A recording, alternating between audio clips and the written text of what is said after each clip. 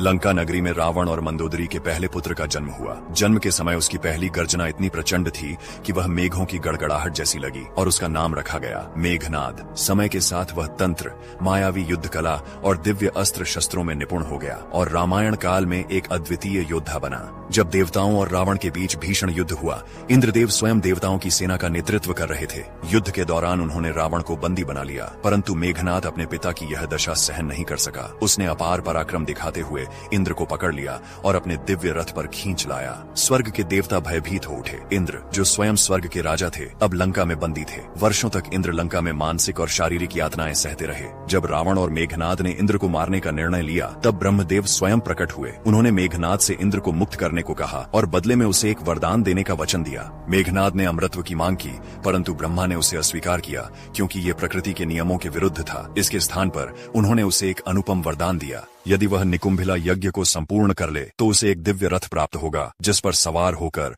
वह युद्ध में अजय रहेगा। परंतु ब्रह्मा ने चेतावनी दी कि यदि किसी ने इस यज्ञ को भंग कर दिया तो वही मेघनाद के अंत का कारण बनेगा। उन्होंने उसे इंद्रजीत की उपाधि दी, इंद्र को जीतने वाला। लेकिन अगर कोई व्यक्ति 14 साल तक नहीं सोएगा तो वो इंद्रजीत को मार सकेगा, जिस कारण लक्ष्मण उनका वध